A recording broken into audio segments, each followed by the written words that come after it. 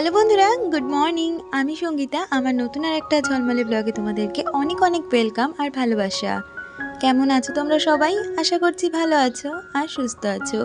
আমরাও না বেশ ভালো আছি, কিন্তু আজকের দিনটা না আমার শরীরটা ভীষণ খারাপ ছিল। তো যাই হোক, এখন ঘড়িতে বাজে ওই 6:30 নাগাদ। তোমাদেরকে সাথে নিয়ে আজকে ব্লগটা এখান থেকেই শুরু করছি। আই হোপ ব্লগটা তোমাদের একটু হলেও ভালো লাগবে। শরীরটা ভীষণভাবে খারাপ থাকার কারণে আজকে সকালটা বেশ অনেকটা দেরি করেই শুরু করেছি। আর বাইরে দেখছি রোদ উঠে গেছে আর আকাশ একদম ঝলমল করছে। কিন্তু বাসি কাজগুলো তো ফেলে রাখলে চলবে না, যতই শরীরটা খারাপ হোক না কেন। সেই কারণে কিন্তু আমার হাজব্যান্ড আগে উঠে গেছিল। তো ওর ওঠার পরেই আমি ধীরে ধীরে ওঠার চেষ্টা করেছি। তার মধ্যে হচ্ছে আজকে বৃহস্পতিবার। তো বৃহস্পতিবারে তো এরকম বাসি ঘর বারান্দা ফেলে রাখা যায় না, তাই আস্তে আস্তে বাসি কাজগুলো কিন্তু একদম ধীর হাতে করে নিচ্ছি। আর আজকে জানো তো দুষ্টুও উঠতে পারিনি, কারণ আমি উঠতে পারিনি তাই ও আজকে আর স্কুল যায়নি। তারপরে শুনলাম ওদের দুদিন নাকি আরও স্কুল ছুটি বাড়িয়েছে গরমের জন্য। তো বেশ ভালোই হলো, সকালটা আমার আরও একটু দেরি করে শুরু করলে অসুবিধে নেই।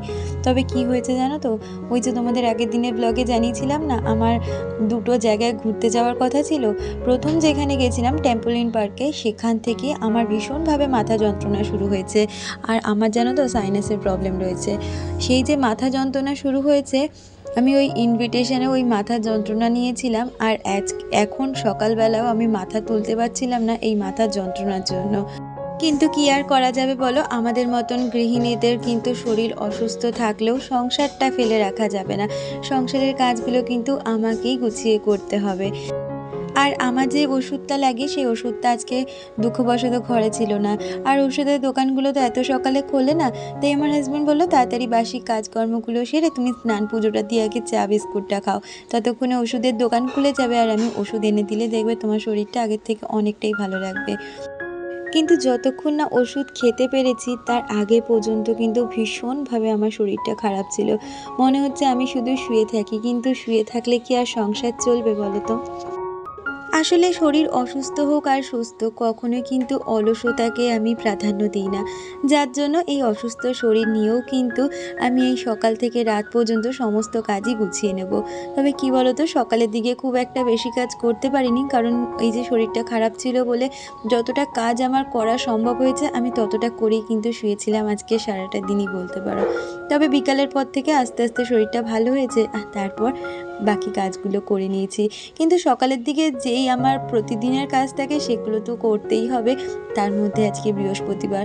অন্য দিন হলে বলতাম আমি হাজব্যান্ডকে একটু পুজোটা তুমি দিয়ে দাও, কিন্তু বৃহস্পতিবারের দিনকে না যদি আমি নিজে হাতে পুজোটা না দিতে পারি নিজেরও ভীষণভাবে খারাপ লাগে। আমাকে সুস্মিতা দি কমেন্ট করেছে, সে লিখেছে আজ প্রথম কমেন্ট করলাম, খুব ভালো লাগলো তোমার ভিডিও দেখতে বোনো।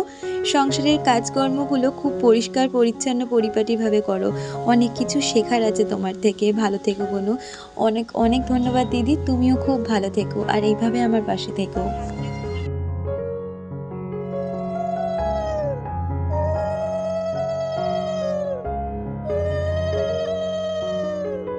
আমি প্রতিদিনই কিন্তু আমার গোপু সোনাদের আর শিব ঠাকুরকে স্নান করাই। তবে এই যে আমার পিতলের মা লক্ষ্মী, এটা কিন্তু আমি বৃহস্পতিবার করেই স্নান করাই প্রতিদিন না। আর মা লক্ষ্মীকে স্নান করানো বা তাকে চেঞ্জ করানো সম্ভব হয় না, সেটা আমি শুধু বৃহস্পতিবার করে করি। আর এই কাজটা তো আমার হাজবেন্ড করতে পারবে না, সেই জন্য বৃহস্পতিবারে খুব অসুবিধে না থাকলে আমি পুজো দিই না এমন হয় না। আর এই তো দেখো আমার সমস্ত পুজো কিন্তু কমপ্লিট হয়ে গেছে।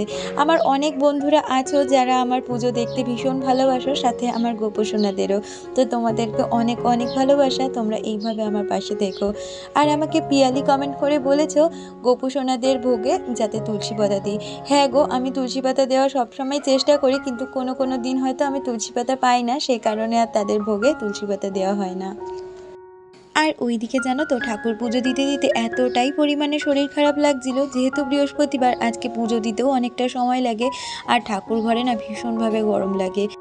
আর ওইদিকে পুজো দিতে দিতে হাজব্যান্ড দেখলাম চা নিয়ে চলে এসেছে। ইতিমধ্যে জানো তো 8টা বেজেই গিয়েছিলো।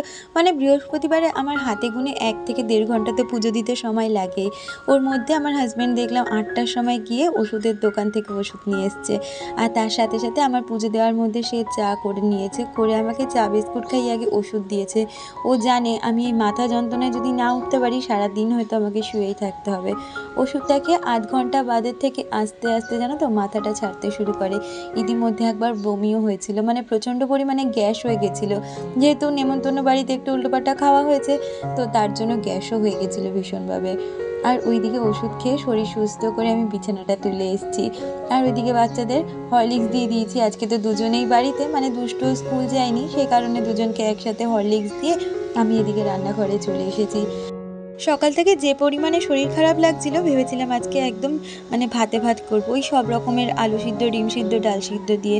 তারপরে ভাবলাম সিদ্ধ দিয়ে আমরা বড়রা খেতে পারবো, বাচ্চারা তো আর খেতে পারবে না। তাই ভাবলাম রান্না কিন্তু করব একদম হালকা পাতলা। হাজব্যান্ড প্রথমে বলেছিল তুমি শুয়ে থাকো, আমি অফিস যাওয়ার আগে রান্নাটা করে দিয়ে যাই। আমি ভাবলাম না, সে তো বাইরে গিয়ে কাজ করবেই, বাড়িতে আমি যতটা সুস্থ হয়ে করতে পারবো করে নিই। সে কারণে আজকে একদম আমড়া দিয়ে পাতলা মুসুর ডাল করেছি, আর তার সাথে করবো এই আলুর চোখা, যেটা দুষ্টু খেতে ভীষণ ভালোবাসে, সাথে আমার হাজব্যান্ডও। আর খাওয়ার আগে একটু ডিম ভেজে নেব।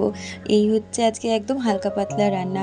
আর সকালে ব্রেকফাস্টের জন্য না বেশি কিছু করতে পারিনি, সবাইকে বলেছি একটু ওই গোবিন্দভোগ চাল দিয়ে সিদ্ধ ভাত, মানে ফেনা ভাত যেটা হয় সেটা করে দিয়েছি। আমার হাজব্যান্ডও ওইটা খেয়ে বেরিয়েছে, আর বাচ্চাগুলো। আমাকে রত্নার লাইফস্টাইল থেকে দিদি কমেন্ট করেছে, সে জানতে চেয়েছে দিদি কপিরাইট ফ্রি মিউজিক কোথা থেকে নাও, এই নিয়ে একটা ভিডিও বানিও প্লিজ। আমি এটা অনেক আগেই বলেছিলাম, অনেক আগে তোমাদের জানিয়েছিলাম আমি কোথা থেকে মিউজিক নিই। এইটা হচ্ছে ক্রোম ব্রাউজার থেকে যেই ইউটিউব স্টুডিওটা খোলা যায় সেখান থেকে কিন্তু দেখবে মিউজিক লাইব্রেরি বলে একটা অপশান থাকে, সেখানে প্রচুর কপিরাইট ফ্রি মিউজিক তোমরা পেয়ে যাবে। আর কিভাবে কি করবে সেটার জন্য একটু টেক চ্যানেল দেখে নিও, ওখানে কিন্তু পুরো ডিটেলসে তোমরা পেয়ে যাবে যাদের মিউজিক নিয়ে প্রবলেম আছে। আর সকালের দিকে কোনো রকমের কাজকর্মগুলো সেরে দুপুরের খাওয়াটা সেরে নিয়েছিলাম। আর তারপরে জানো তো দুপুরে একটা লম্বা ঘুম দিয়েছি। আর ঘুম থেকে ওঠার পরে এখন না শরীরটা অনেকটা ফ্রেশ লাগছে। আর তাই ভাবলাম সকালে যেই কাজগুলো আমার থাকে, যেগুলো আমি করে উঠতে পারিনি সকালে, এখন সেই কাজগুলো করে নেব। আমাদের যে ঘরটা সবসময় আমরা ব্যবহার করি সেটা তো কোনো রকমভাবে সকালে পরিষ্কার করে নিয়েছি, তবে এই ঘরটা আর পরিষ্কার করা হয়নি। তারপরে যে দেখলে দুপুরে জামা কাপড়গুলো তুলে রেখেছিলাম, সেগুলো ভাঁজ করা হয়নি, সেই কাজগুলো এখন একটু করে নেব।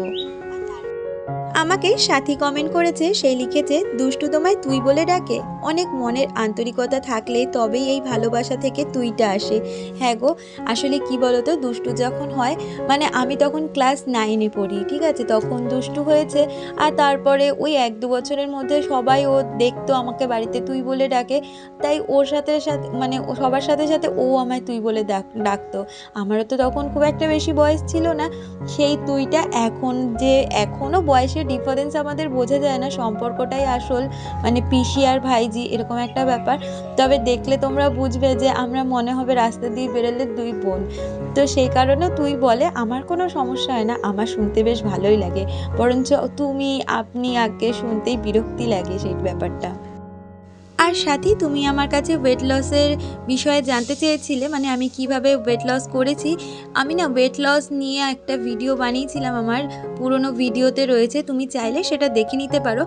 আর ওইভাবেই আমি কিন্তু মেনটেন করেছি। আর বলতে পারো পুজোর পর থেকে আমি ইন্টিমেটেড ফাস্টিংয়ে ওয়েট লসটা করেছি, মানে 8 ঘন্টা খেয়েছি, 14 ঘন্টা ফাস্টিংয়ে ছিলাম, এরকমভাবে আমার কিন্তু ওয়েটটা খুব তাড়াতাড়ি লস হয়েছে। আর কথা বলতে বলতে ওইদিকে জামা কাপড় সমস্তটাই কিন্তু আমার গোছানো হয়ে গেছে। আজকে আবার তোজোর পড়া রয়েছে, তার জন্য ওই যে তোজোর ব্যাগটাকে গুছিয়ে দিচ্ছি, আর যে সে কি পরে যাবে সেগুলো গুছিয়ে রাখছি। আর এরপরে ঘরটা ঝাড় দিয়ে নিলে কিন্তু আমার বিকালে সমস্ত কাজ কমপ্লিট হয়ে যায়। আর আজকে যেহেতু বৃহস্পতিবার, ইচ্ছে আছে জানো তো আজকেও একটু আলতা পরবো, কারণ বিকাল থেকে অনেকটা সময় পেয়েছি। আর সবথেকে বড় কথা মনে রয়েছে, কোনো বৃহস্পতিবারে না এই আলতা পরার কথাটা একদমই মনে থাকে না, যার জন্য আর পরাও হয় না। ইচ্ছে করে জানো তো এইরকম বৃহস্পতিবার দিন করে শাড়ি পরবো, আলতা পরবো, কিন্তু শাড়ি পরার চেষ্টা করেছিলাম আজকে সকালের দিক করে, কিন্তু এতটা গরম আর তার মধ্যে শরীর খারাপ মিলিয়ে আর কোনো কিছুই ইচ্ছে করলো না যে শাড়ি পরে পুজো আচড়াটা দিই। ভালো লাগে মাঝে মধ্যে যদি একটু শাড়ি পরে পুজো দিতে পারি, কিন্তু ওই যে গরমের ভয়েতে না আর কিচ্ছু ভাল লাগছে না। তাহলে চলো বাকি কাজগুলো সারতে সারতে আমার আজকে সুন্দর কয়েকজন বন্ধুদের নাম নেওয়া যাক।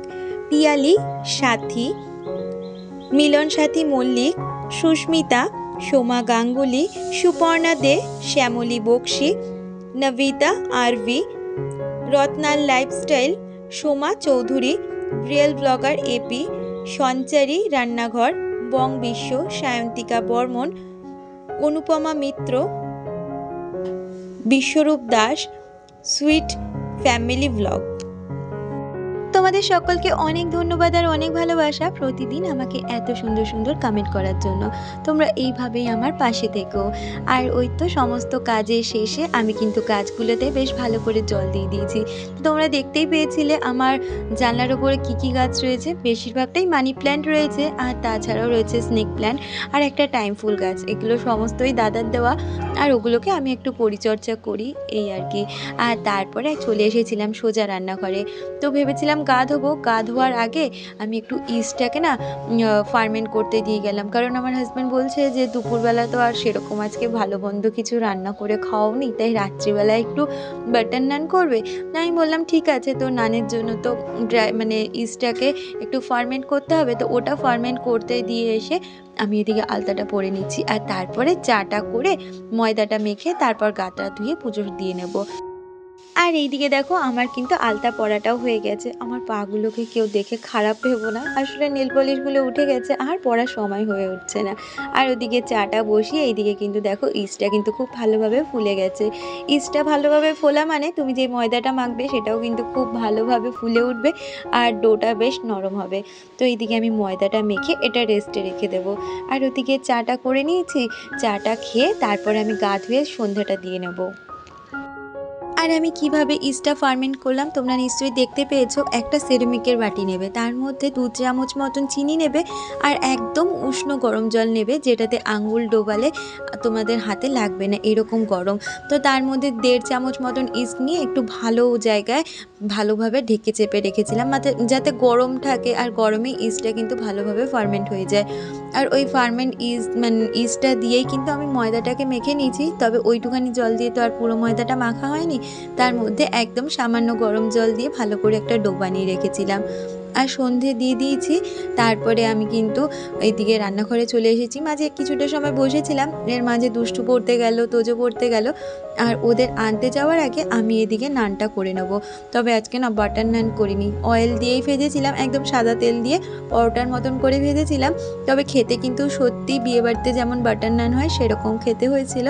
আর তার সাথে হাজব্যান্ড বললো তোমার আর শরীর খারাপের মধ্যে গরমে কোনো তরকারি করতে হবে না, আমি কিছু একটা পরে ওদের আনার সময় নিয়ে আসবো। তো ওদের নিয়ে আসার সময় না তরকা আনা হয়েছিল, আর তরকা দিয়ে এই নানটা খেতে না সত্যি ভীষণ ভালো হয়েছিল।